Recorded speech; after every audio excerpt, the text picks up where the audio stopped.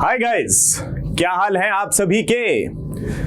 चलो भाई, तो सबसे पहले स्वागत है आप सभी का आप सभी के पसंदीदा learning platform that is commerce easily पे जुड़ चुके हैं आप मेरे साथ अपने उदय 2.0 बैच के लिए। उदय 2.0 बोले तो कॉमर्स फॉर क्लास 11th। और मैं कौन हूं? मैं हूं आपका पसंदीदा अकाउंटेंसी मेंटर, लेके आया हूं आपके लिए आज का आपका अकाउंटेंसी लेक्चर। जितना आप लोगों को ध्यान आ रहा होगा वो ये है कि हमने स्टार्ट कर लिया था अपना chapter number 7 which was double entry system. तो पहले दिन यानी इससे पिछले वाले लेक्चर में हम लोगों ने क्या क्या देखा? हम लोगों ने देखा क्या होता है डबल एंट्री सिस्टम। हमने क्या पढ़ा था? डबल एंट्री सिस्टम का मतलब ये नहीं है कि एक एंट्री को 2 बार रिकॉर्ड कर लिया गया या एक ट्रांजैक्शन की 2 बार रिकॉर्डिंग हो गई। नहीं नहीं, डबल एंट्री सिस्टम का मतलब ये होता था कि हर ट्रांजैक्शन के होते हैं 2 एस्पेक्ट, कम से कम 2 अकाउंट्स हर ट्रांजैक्शन में इन्वॉल्व होंगे और हम उन दोनों अकाउंट्स को या उन दोनों एस्पेक्ट्स को रिकॉर्ड करेंगे। हमने ये भी समझा था कि ट्रांजैक्शंस में जो 2 अकाउंट्स होंगे उनका कंडीशनल मूवमेंट होगा, यानी डिफरेंट डायरेक्शन में मूवमेंट हो रहा होगा। इट कैन बी कि one of the accounts would be increasing and simultaneously the other account would be decreasing. हमने ये भी समझा था कि ऐसा हो सकता है दोनों डिक्रीज हो रहे हों, लेकिन जो एक का डिक्रीज होगा वो दूसरे के डिक्रीज की तरह नहीं होगा, which was in the case of assets being reduced as well as liabilities being reduced. हमने समझा था कि एक बिजनेस के पॉइंट ऑफ व्यू से लायबिलिटी का रिड्यूस होना बेनिफिट है, असेट का रिड्यूस होना तो चलिए मान लेते हैं कि वो लॉस हो रहा है, लेकिन लायबिलिटी का रिड्यूस होना एक बिजनेस के पॉइंट ऑफ व्यू से फायदा है। तो हमने ये चीज भी वहां पे समझी थी। साथ ही साथ हमने देखे थे क्लासिफिकेशन ऑफ अकाउंट्स। याद आ रहे होंगे आपको 2 तरह के accounts. First was personal, the second was impersonal account. और इम्पर्सनल अकाउंट के भी 2 क्लासिफिकेशंस हमने पढ़े थे, रियल एंड नॉमिनल। हमने देखा कि पर्सनल अकाउंट भी 3 तरह के होते हैं, real personal, artificial personal and representative personal. Then we moved ahead with the real accounts. Real accounts में हमने पढ़े 2 क्लासिफिकेशंस, यानी tangible real and intangible real. और उसके बाद क्या था? उसके बाद हमने देखा कि सर होता है third category that is nominal accounts, जो कि इन्वॉल्व होते हैं with the incomes and expenses. Correct? तो ये तो था आप लोगों के लिए थोड़ा सा रीकैप, फटाफट से पूछने के लिए कि भाई आप लोगों ने पिछले लेक्चर में क्या पढ़ा था। अब यहां पे मैं आप लोगों के लिए एक क्वेश्चन ड्रॉप करने जा रहा हूं and my question to you guys is simply this, can you tell me capital किस तरह का अकाउंट होता है? कैपिटल अकाउंट का जो नेचर है वो क्या होगा? याद कीजिएगा, हमने लास्ट लेक्चर में ये डिस्कस किया था। मैंने कैपिटल एग्जाम्पल के रूप में बताया था। कहां पे? ये आप लोगों को याद करना है, मेमोराइज करना है, रिवाइज करना है और मुझे इस वीडियो के कमेंट्स में पिन करके बताना है कि सर कैपिटल अकाउंट का नेचर होता है ये। नेचर एज वेल एज सब नेचर दोनों बताने होंगे आपको। That is a challenge for you from my side. Okay, चलिए अब जब हमने डिस्कस कर लिया कि लास्ट लेक्चर में हमने क्या करा था, तो अब बता दें कि आज के लेक्चर में क्या देखने जा रहे हैं। तो आज के लेक्चर में हम देखने जा रहे हैं भैया डबल एंट्री सिस्टम की पहली तो स्टेजेस क्या क्या होंगी, और क्योंकि एक सिस्टम है तो हर सिस्टम की होते हैं क्या क्या, कुछ एडवांटेजेस या बेनिफिट्स और कुछ होंगे उसके लिमिटेशंस। तो आज के सेशन में हम डिस्कस करने वाले हैं the stages of double entry system as well as its advantages and the limitations of our double entry system. तो क्या आप लोग तैयार हैं? जैसा कि मैंने कहा है आप लोगों से हमेशा, this is an adventurous journey. और जर्नी के लिए तैयार होने का क्या तरीका होता है? जर्नी के लिए तैयार होने का तरीका होता है सिटिंग एकदम straight with your pen and paper by your side, pen and notebook by your side and fastening your seat belts. कुर्सी की पेटियां बांध लीजिए, बहुत मनोरंजक सफर होने वाला है, तो तैयार हो जाइए। बट उस तैयारी से पहले थोड़ी सी जानकारी की बातें कर लें। तैयार हो सब लोग?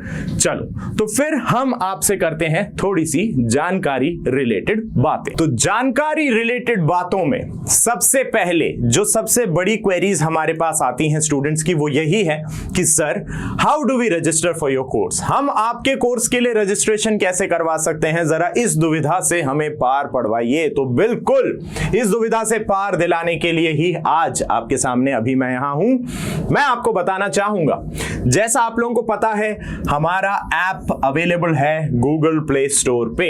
तो जाइए गूगल प्ले स्टोर के सर्च बार पे सबसे पहले टाइप कीजिए easily learn with a smile, EAZILY, Z because that is what makes us unique. यही हमें यूनिक बनाता है, बाकियों से कुछ अलग बनाता है। आपके पास आएगा वेलकम स्क्रीन। जब आप ऐप इंस्टॉल कर लेंगे, ऐप को ओपन करेंगे, तो सबसे पहले if you are a new user which you are, आपके सामने आती है हमारी वेलकम स्क्रीन। वेलकम स्क्रीन में आपको एंटर करना होगा सबसे पहले अपना मोबाइल नंबर, 10 डिजिट का आपका मोबाइल नंबर एंटर करिए। उसके बाद सेलेक्ट कीजिए क्रिएट न्यू अकाउंट वाला option. Don't go for send OTP. Send OTP is when you are relogging. जब आप दोबारा लॉगिन करेंगे तब आप ओटीपी वाले बटन पे क्लिक कीजिएगा।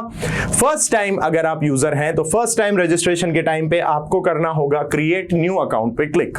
जैसे ही आप यहां क्लिक करेंगे आपको मिलेगी हमारी next screen which is our introductory information screen. यहां पे आपसे इंफॉर्मेशन पूछी जा रही है, basic information like your name, your email ID, your gender and the location. अब लोकेशन ऑटोमेटिकली आपका फोन डिटेक्ट कर लेता है अगर आपने जीपीएस ऑन रखा है, and this is a very important information. Location always on रखिएगा। लोकेशन ऑन रखना बहुत जरूरी है क्योंकि उसी बेसिस पे आपके पास आएगा आपका ओटीपी। लोकेशन ऑन रखिए, या फिर आप यहां पे टाइप भी करके बता सकते हैं, या तो ऑटो डिटेक्ट हो जाएगा, otherwise you have an option to type your location. Again 10 digit का अपना मोबाइल नंबर भरिए और फिर वेरीफाई विथ ओटीपी पे क्लिक कर दीजिए। आएगी आपके पास ओटीपी वेरिफिकेशन स्क्रीन जहां पे आपको एंटर करना होगा अपना OTP and then click on verify. Verify होते ही welcome to the Eazily family.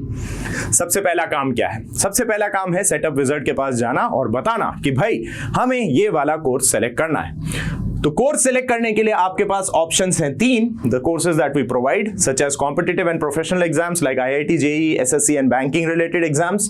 You have class 11th and 12th जहां आप अभी हमारे साथ जुड़े हैं, क्योंकि मैं अपने उदय 2.0 के बच्चों से बात कर रहा हूं तो उन्हें सजेस्ट करूंगा कि आप सेलेक्ट करेंगे क्या, क्लास 11th एंड 12th वाला हमारा ऑप्शन। उसके बाद आप आते हैं नेक्स्ट स्क्रीन पे। व्हेन यू प्रेस नेक्स्ट आप आ जाएंगे अपनी नेक्स्ट स्क्रीन पे जहां पे आपके पास है options available, the course that you want to select. Now यहां पे अगर आप गौर देंगे, कोर्स है आपका एक CBSE ना। CBSE कोर्स जो है हमारा वो है एक्सक्लूसिव ऐप बेस्ड हमारा कोर्स, जहां पे आपको वीडियोस मिलेंगे अकॉर्डिंग टू योर सब topics. It is not a batch wise course, it is a सब टॉपिक रिलेटेड कोर्स। यहां पे आपको अपनी क्लासेस 11th या क्लास 12th के कोर्सेज जो हैं उससे रिलेटेड वीडियोस मिलेंगे सब टॉपिक वाइज। क्योंकि आप एनरोल कर रहे हैं हमारे उदय बैच में based on the batch concept, तो आप सेलेक्ट करेंगे उदय 2.0। यू विल सेलेक्ट कॉमर्स, यहां पे टिक बॉक्स सेलेक्ट कर लेंगे आप एंड नेक्स्ट पे क्लिक करेंगे तो आपके पास आएगी हमारी नेक्स्ट स्क्रीन जहां पूछा जाएगा कौन सी क्लास है। तो ऑब्वियसली उदय 2.0 है तो आप क्या कहेंगे, भाई 11th क्लास है, and then you select next. Next select करते ही आपके पास आती है आपकी वेलकम स्क्रीन।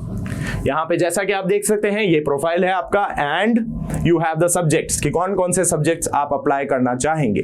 कॉमर्स आपने सेलेक्ट करा है, you have core 4 subjects, accountancy, business studies, economics and mathematics. नीचे आप देखेंगे सब्जेक्ट्स दिए हुए हैं, you can select individual subjects, but individual subjects क्यों सेलेक्ट करना है यार, आप सीधे सेलेक्ट कीजिए पूरा commerce track. Press on add to cart. Add to cart पे क्लिक करते ही ये सब्जेक्ट्स ऑटोमेटिकली आपके कार्ट में चले जाते हैं। अब नजर गई होगी आपकी यहां कि सर 8,999 रुपए का पूरा कोर्स बोल रहे हैं आप। नहीं बोल रहा मैं क्या कह रहा हूं, कार्ट पे जाइएगा, वहां एक ऑप्शन है अप्लाई कूपन। कूपन कोड कहां है सर? कूपन कोड बिल्कुल आपके सामने दिया गया है, ये रहा जी coupon code. Use the coupon code free Eazily. बता देता हूं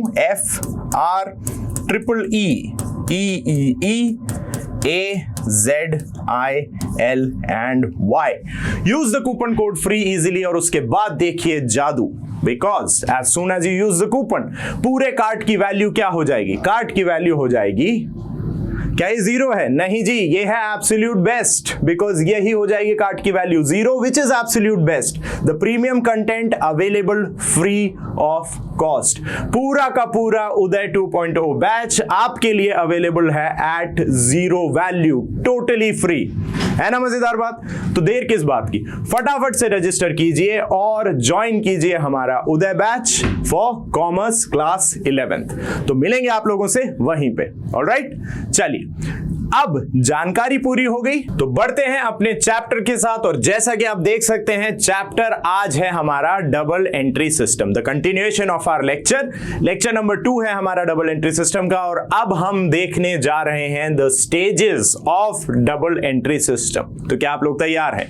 स्टेजेस देख के चौंकिएगा मत, क्योंकि स्टेजेस एक्चुअली अकाउंटिंग की ही स्टेजेस होने वाली हैं। स्पॉइलर अलर्ट नहीं यार, ये तो मुझे बताना ही था। तो चलो देखते हैं फटाफट से कि क्या है स्टेजेस ऑफ अकाउंटिंग या the stages of double entry system. तो what are the stages of accounting? The first stage जो हमारे पास थी वो थी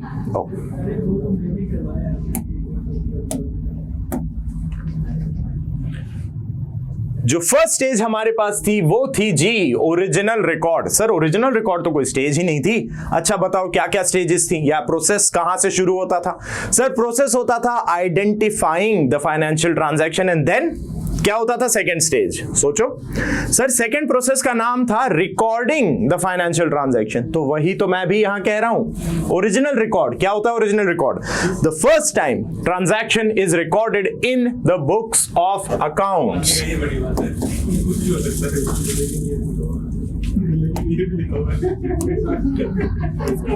the first time a transaction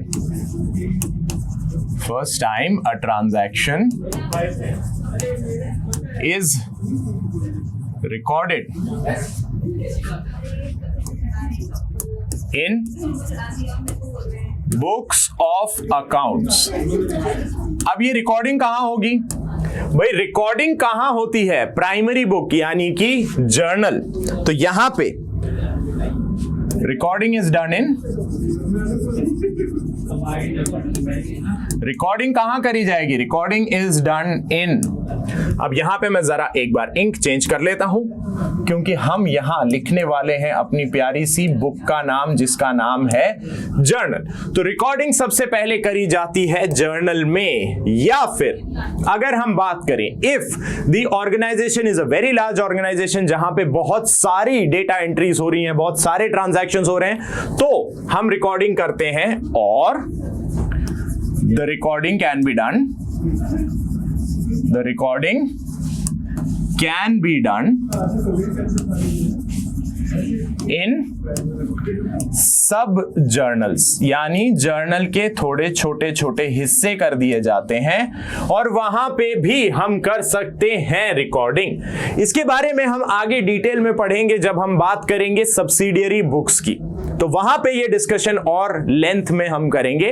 तब तक के लिए आप ये समझिए कि ट्रांजैक्शंस की रिकॉर्डिंग करी जाएगी जर्नल में। फर्स्ट टाइम जब ट्रांजैक्शन रिकॉर्ड होगा जर्नल में रिकॉर्ड होगा, और journal is the primary book. Primary book क्यों है? क्योंकि पहली बार रिकॉर्डिंग यही हो रही है, इसीलिए प्राइमरी बुक है भाई। अच्छा ठीक है सर। अब सेकेंड स्टेज क्या है सर? सेकेंड स्टेज है दोस्तों आपकी क्लासिफिकेशन वाली स्टेज। सर क्लासिफिकेशन का मतलब क्या हुआ? क्लासिफिकेशन का मतलब हमने समझा था, क्या करते हैं, जो ट्रांजैक्शन है उसमें जो अकाउंट्स इन्वॉल्व हैं उनको उनके नेचर के अकॉर्डिंग क्लासिफाई करके हम अलग अलग डेटा एंट्री कर देते हैं। यानी कि classifying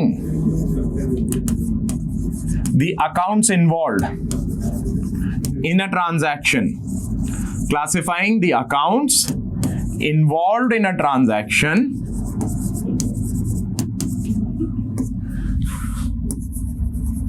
according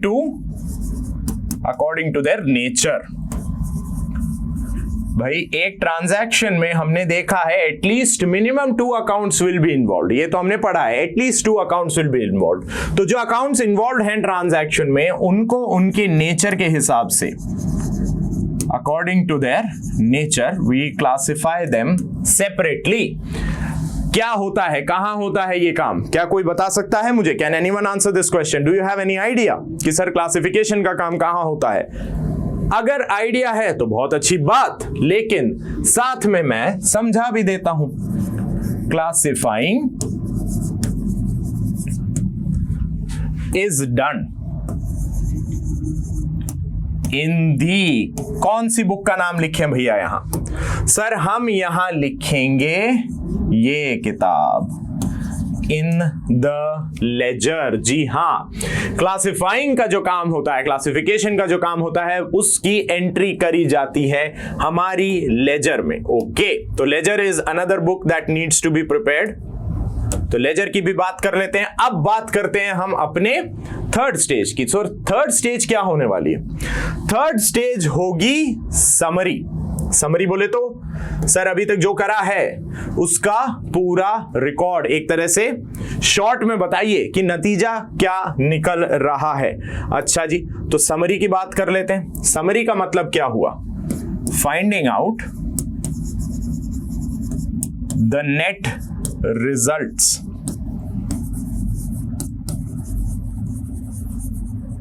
of the business transactions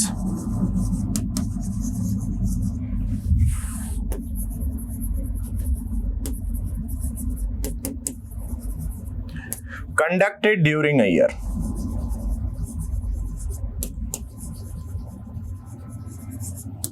या मैं लिखूं ड्यूरिंग एन अकाउंटिंग पीरियड। याद आ रहा है अकाउंटिंग पीरियड कॉन्सेप्ट? क्या बोलता था accounting period concept? Because a business is considered to be a going concern, सालों साल तक चलता आएगा, तो हमें जो प्रॉफिट पता करना है वो ऐसा नहीं कर सकते कि आज चालू हुआ और जब कई सालों बाद बिजनेस बंद होगा तब का प्रॉफिट पता करें। नहीं, हम क्या करेंगे, जो कई साल हम बात कर रहे हैं उन्हें कुछ छोटे छोटे पोर्शंस में हमने बांट दिया, पार्ट्स में बांट दिया, उसे हमने कहा अकाउंटिंग पीरियड। तो एक अकाउंटिंग पीरियड में जो बिजनेस ट्रांजैक्शंस हमने करे हैं उनका नेट रिजल्ट क्या हो रहा है, वेदर इट इज प्रॉफिट और लॉस, ये हमें बता दीजिए। उसके लिए हम करते हैं समरी वाला प्रोसेस। और समरी कैसे करी जाती है? द समरी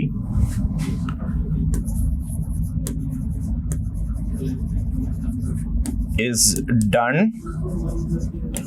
by preparing, क्या बनाते हैं भाई?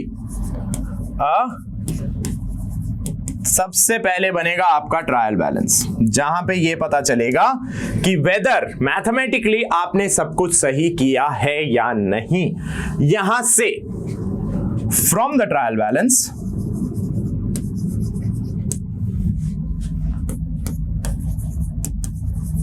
we prepare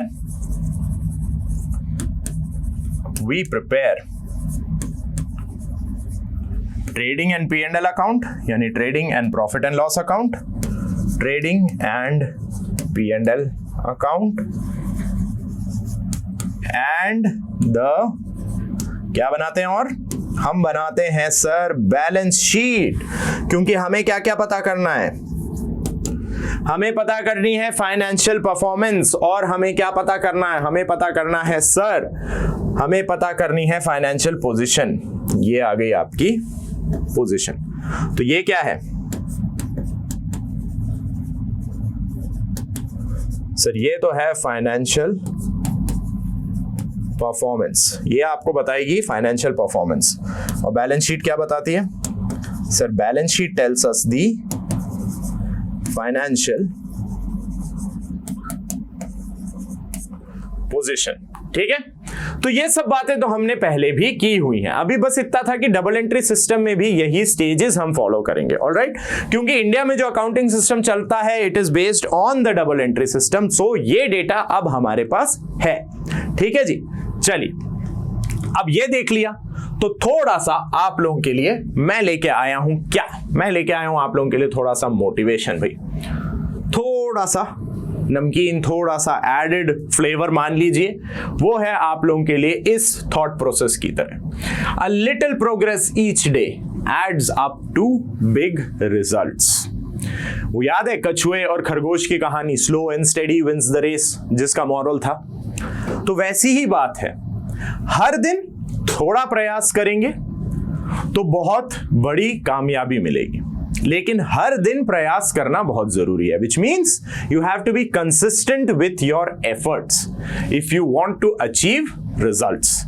consistency is very necessary. अब ये मैं आपको अभी क्यों बता रहा हूं, ये मैं अभी आपको इसीलिए बता रहा हूं क्योंकि हमने बच्चों में एक नोटिस करी है चीज, क्या करते हैं कि सर हर दिन रिवीजन नहीं करेंगे, रिवीजन कर लेंगे हफ्ते में एक दिन, कि हफ्ते भर का पढ़ाया हुआ वो एक दिन हम रिवाइज कर लेंगे। सर हमें हो जाता है ऐसे रिवाइज, अच्छी बात है, आपकी ग्रास्पिंग पावर बहुत बढ़िया है, I agree.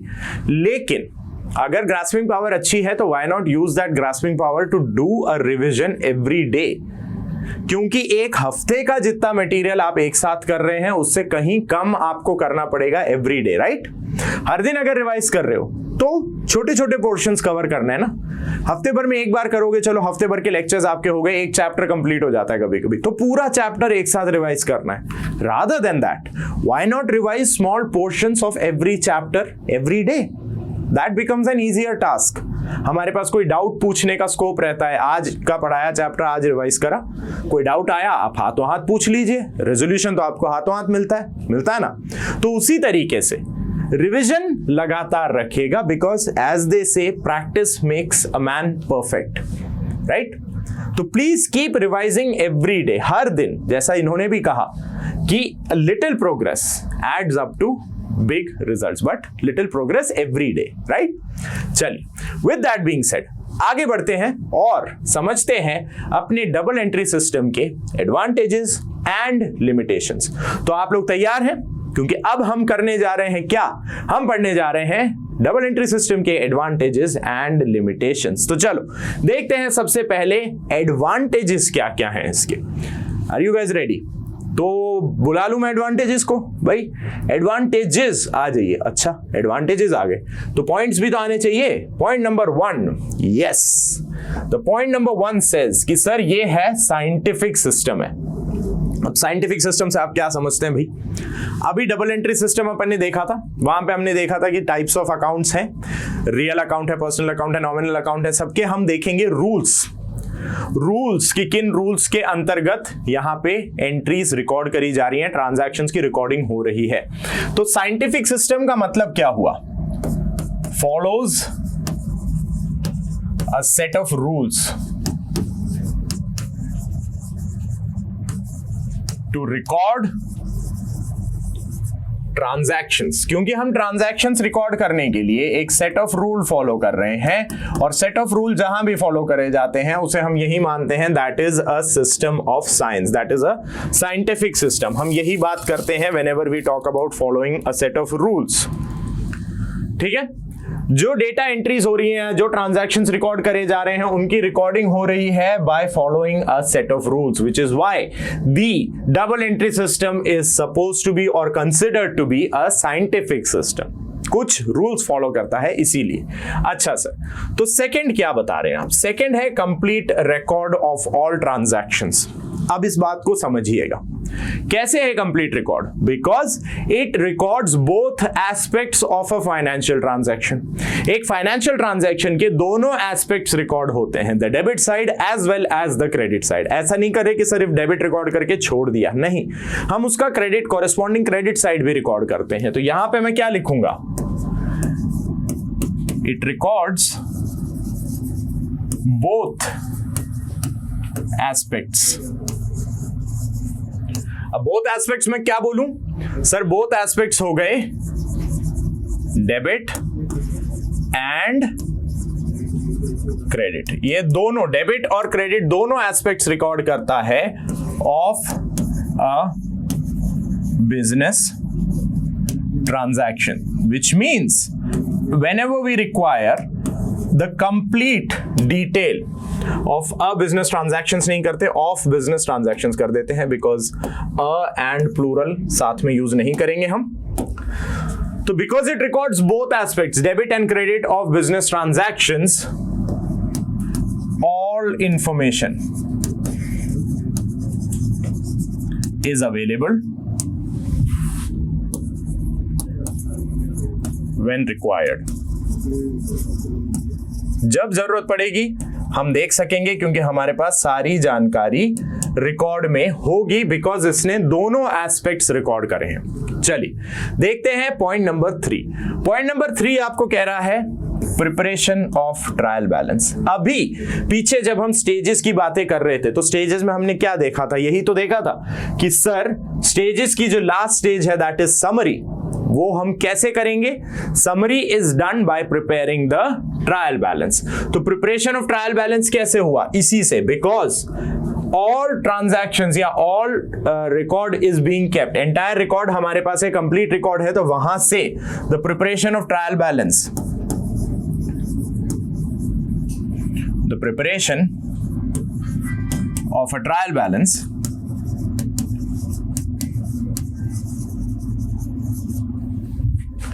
becomes easy as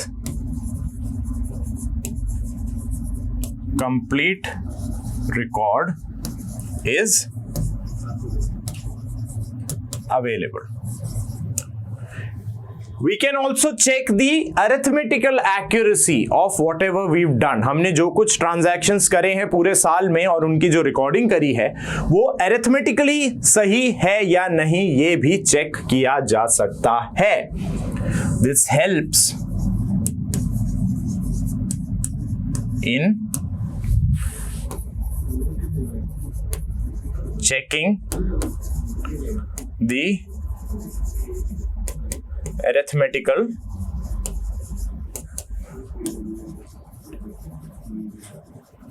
accuracy of our accounting process, ये कह सकते हैं, क्योंकि उसमें हमने रिकॉर्डिंग और क्लासिफाइंग दोनों इन्वॉल्व कर लिया. तो अकाउंटिंग प्रोसेस की अरिथमेटिकल एक्यूरेसी ठीक है या नहीं, ये चेक करने के भी काम आता है the preparation of trial balance. And then trial balance बनाते ही जैसा कि हमने सीखा है क्या होता है, बनता है आपके financial statements. Financial statements prepare करे जाते हैं, क्यों करे जाते हैं? टू असर्टन प्रॉफिट्स और losses of a business entity. Trial balance जैसे ही आपका बन जाएगा, ट्रायल बैलेंस के थ्रू हमें यह पता चल जाता है कि भाई मैथमेटिकली हमने सब कुछ सही करा है, तो वहां से हम आगे बढ़ सकते हैं कि अब पता लगाते हैं साल भर की मेहनत का नतीजा क्या निकला, क्या हमें फायदा हुआ है या हो रहा है हमें नुकसान. दोनों हो सकता है भाई, बिजनेस है, हम दोनों चीजें देख के चलेंगे. प्रूडेंस कॉन्सेप्ट था ना अपना, कंजर्वेटिज्म कॉन्सेप्ट क्या कहता था कि लॉसेस को एंटिसिपेट करके चलना है, प्रॉफिट्स के बारे में ज्यादा विचार नहीं लगाना. क्योंकि वही बात, जीत गए तो क्या करना पहले ही पता होता है, बॉस पार्टी करेंगे, मस्त पार्टी करेंगे. लेकिन हार गए तो क्या करना है, उसके लिए स्ट्रैटेजी बनानी होती है कि अगली बार जीतने के लिए क्या करना पड़ेगा, उसके लिए स्ट्रैटेजी चाहिए ना. when you already won you know what worked. आपको पता है कि क्या चीज काम करी थी, आप उसी चीज को रिपीट करेंगे, दोबारा जीत की उम्मीद करेंगे. लेकिन हार गए तो आपको पता है कि ये चीज तो काम नहीं आई, अब मुझे कुछ एक्स्ट्रा करना पड़ेगा ना.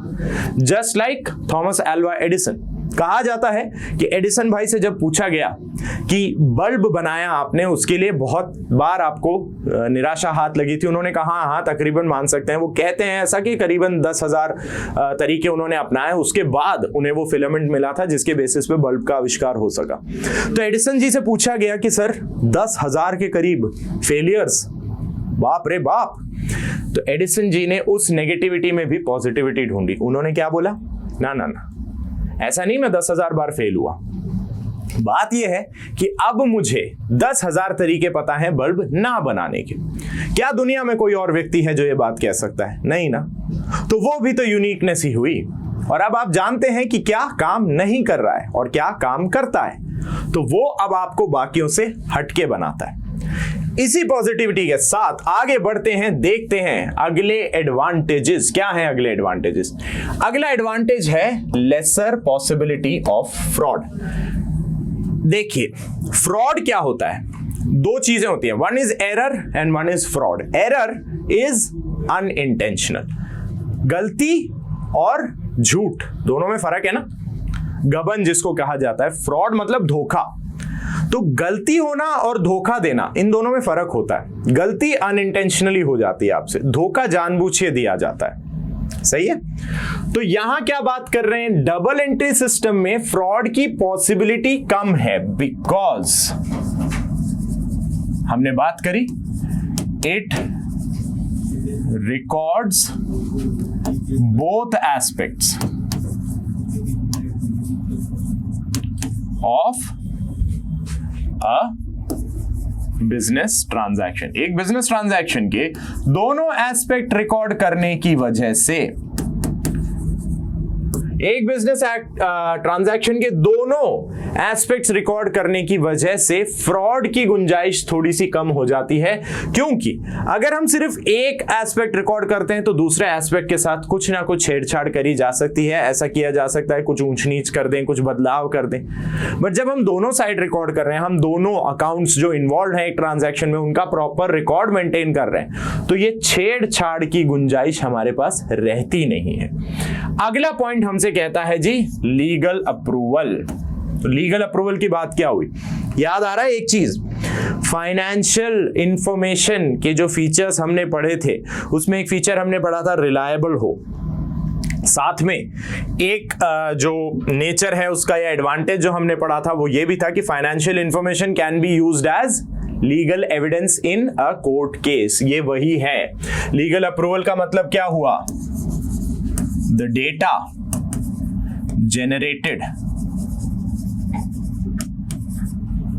by implementing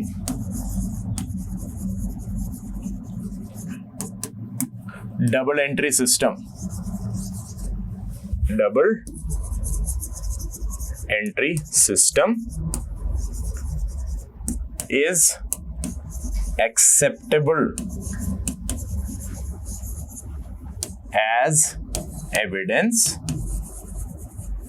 in a legal proceeding। समझ रहे हो, मतलब कभी अगर कोई केस होता है तो जो डेटा एक डबल एंट्री सिस्टम द्वारा जनरेट किया गया है, double entry system of accounting द्वारा जनरेट किया गया डेटा जो होगा उसकी मान्यता ज्यादा होगी as compared to any other indigenous system. कि डबल एंट्री के अलावा आप कोई सिस्टम फॉलो करते हैं, ऐसा नहीं है कि डबल एंट्री ही फॉलो करना जरूरी है, कंपनीज को डबल एंट्री सिस्टम फॉलो करना जरूरी है। सोल प्रोप्राइटर्स उन सब के लिए ऐसे हम देखेंगे आगे आपके कोर्स में ये कवरेज होगा जहां पे आप देखेंगे कि हम सिंगल एंट्री सिस्टम की भी बात करते हैं। तो किया तो जा सकता है, परंतु कोर्ट केस की अगर हम बात करेंगे वहां पे डबल एंट्री सिस्टम द्वारा जनरेटेड कोई डेटा होगा और सिंगल एंट्री सिस्टम द्वारा जनरेटेड कोई डेटा होगा, तो तवज्जो किसको दी जाएगी, इंपॉर्टेंस किसे दी जाएगी, वो दी जाएगी डबल एंट्री सिस्टम द्वारा जनरेटेड डेटा को।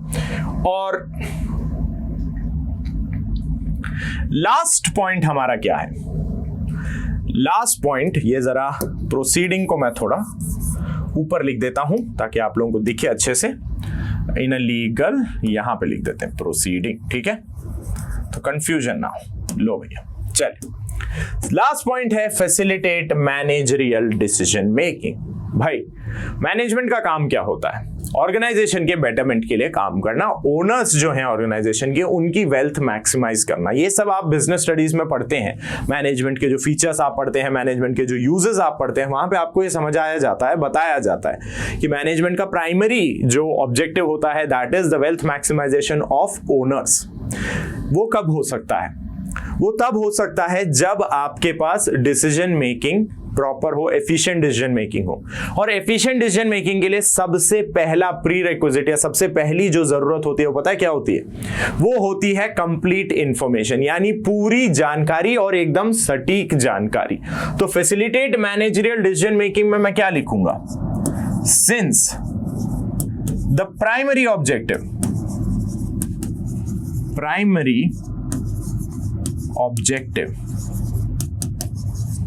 of management is, क्या है primary objective, is wealth maximization, यानी जो पैसा लगा रखा है ओनर ने उसको किस तरह बढ़ा के वापस रिटर्न किया जा सकता है। It requires efficient decision making. भाई वेल्थ मैनेजमेंट अगर आपको करना है, वेल्थ मैक्सिमाइजेशन अगर आपको करना है, तो एफिशिएंट डिसीजन मेकिंग आपको चाहिए होगी। अब यहां पे हम बात करेंगे efficient decision making. Efficient decision making can be done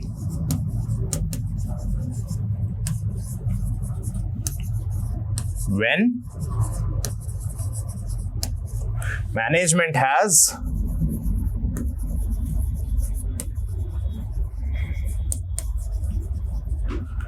accurate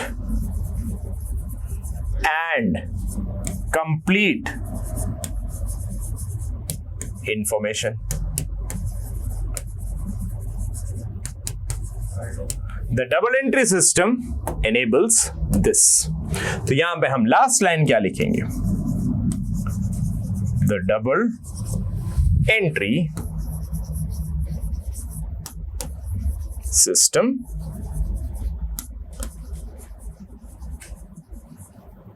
ensures that.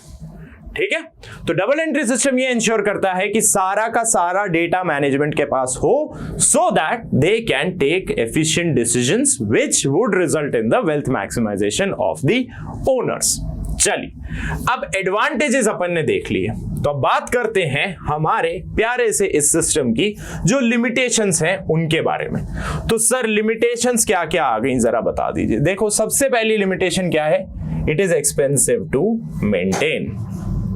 Sir expensive कैसे है भाई? जब नंबर ऑफ ट्रांजैक्शन बहुत सारे हो जाएंगे, तो हमने पढ़ा, आपने बताया कि हम सब जर्नल्स मेंटेन करेंगे, यानी जर्नल्स की सब्सिडरीज, हम जर्नल्स को कुछ पार्ट में बांट देंगे। अब वो जो पार्ट बांटोगे उसमें ये बात होती है कि आप करते हो division of work, again a management concept, because division of work ensures efficiency as well as speedy completion of the work. काम बहुत जल्दी खत्म होगा, एफिशिएंटली होगा। क्यों एफिशिएंटली होगा? बिकॉज एक पर्सन को सिर्फ एक रिस्पॉन्सिबिलिटी दी जाएगी और ऐसे कई सारे लोग होंगे, तो इन सब को लेके चलना साथ खर्चा काफी ज्यादा हो जाता है, because you have many people involved in doing this process. Since the process requires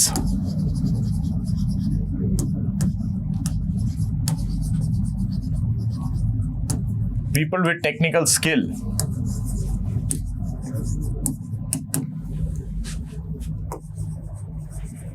भाई टेक्निकल स्किल वाले लोग चाहिए होंगे। Since the process requires people with technical skill, the system costs more. ठीक है, तो खर्चा ज्यादा होगा क्योंकि प्रोसेस जो है, डबल एंट्री सिस्टम का प्रोसेस जो है, उसके लिए हमें कुछ ज्यादा लोगों की जरूरत पड़ेगी, तो उस वजह से हमारे पास खर्चा थोड़ा एक्स्ट्रा रहेगा। Application of the rules of debit and credit is difficult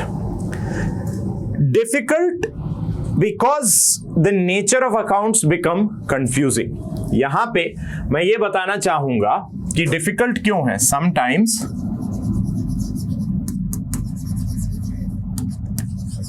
it is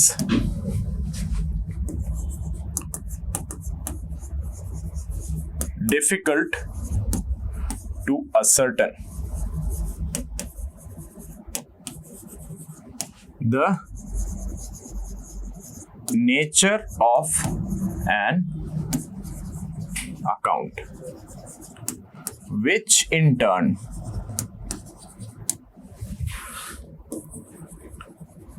makes the recording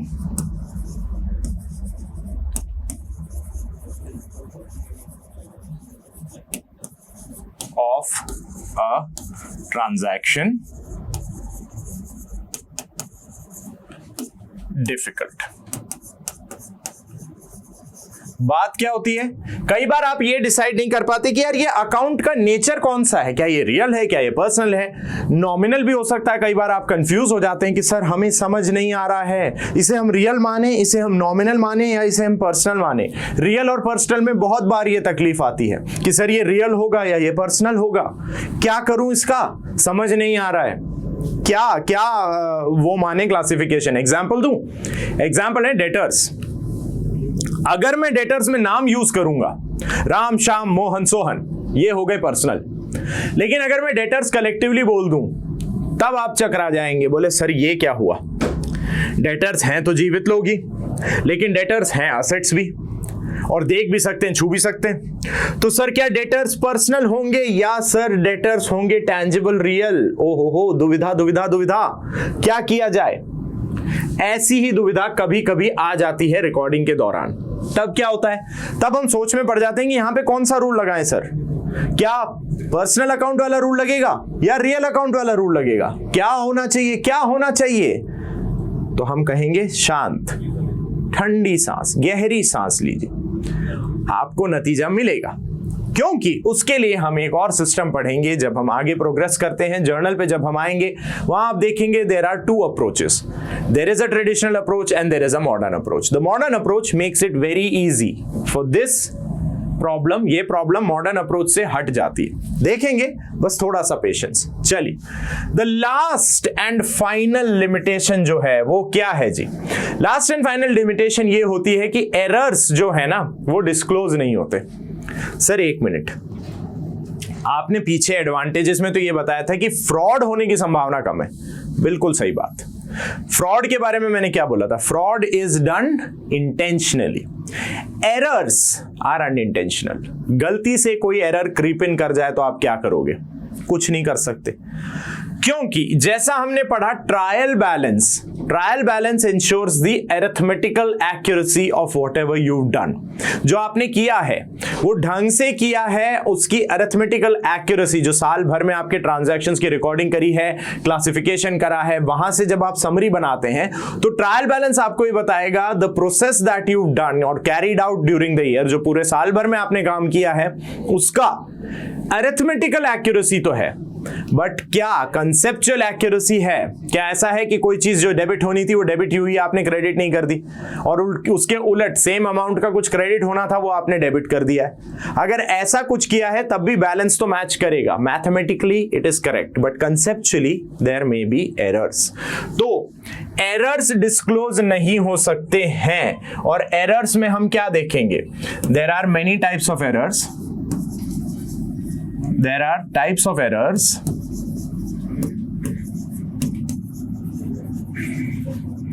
which may not be disclosed,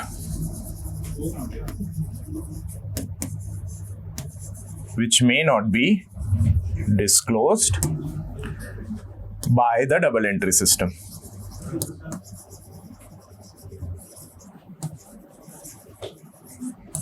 एक एग्जाम्पल दूं यहां पे, एक एग्जाम्पल आपको देता हूं। एग्जाम्पल है सच एज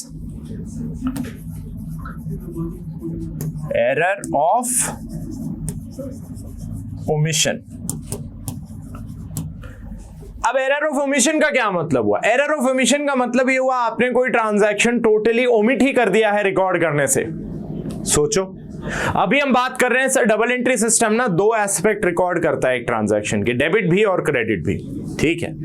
आपने कभी डेबिट रिकॉर्ड करा, क्रेडिट रिकॉर्ड नहीं करा, गड़बड़ हो गई, एरर है, लेकिन वो एरर ऐसा है जो दिख जाएगा। क्यों? क्योंकि डेबिट में चीज आ रही होगी, क्रेडिट में नहीं आ रहा, बैलेंस मैच नहीं करेगा। या उल्टा बोले, आपने क्रेडिट रिकॉर्ड कर दिया, डेबिट रिकॉर्ड नहीं करा, तब भी बैलेंस मैच नहीं करेगा, तब भी that error can be found out. Problem is जब आपने ट्रांजैक्शन पूरी तरह से ओमिट कर दिया, ना डेबिट रिकॉर्ड करा ना क्रेडिट रिकॉर्ड करा, कहने का मतलब ऐसा कुछ हुआ था, इसका अस्तित्व ही नहीं है कहीं, तो आप क्या करोगे? कुछ नहीं कर सकते, because if the transaction never existed in the books, उसका इंपैक्ट आएगा ही नहीं। ट्रायल बैलेंस आपका मैच हो जाएगा, लेकिन गलती भारी पड़ गई क्योंकि ट्रांजैक्शन तो रिकॉर्ड नहीं करा, तो जो प्रॉफिट आप बताएंगे क्या वो सच्चा प्रॉफिट होगा? नहीं। और हमने पढ़ा है देयर इज एन कन्वेंशन जो कहता है full disclosure. Full disclosure convention क्या कहता था? यही कि जो कुछ हुआ है सच्ची बता दिया जाएगा। बिजनेस में जो कुछ ट्रांजैक्शंस हुए थे, ट्रू और फेयर व्यू डिपिक्ट करेंगे हमारे प्रॉफिट का।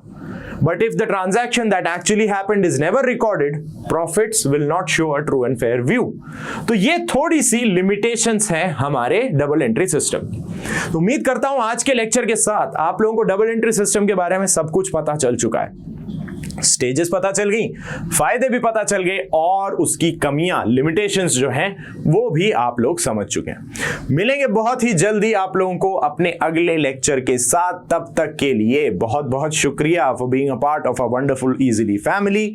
और याद रखिए, जैसा आपको मोटिवेशन के टाइम समझाया था, क्या करना है, लिटिल स्टेप्स एवरी डे, यानी रिवाइज करते रहिएगा और हाँ, ये सब कुछ कीजिएगा with a smile. Okay then, अगले लेक्चर में मिलेंगे आप लोगों के साथ with a new interesting chapter. तब तक के लिए करिएगा क्या, अपना ख्याल रखिए, अपनों का ख्याल रखिए, तबीयत का ख्याल रखिए। मिलेंगे बहुत ही जल्दी। Bye bye, tata and love you all.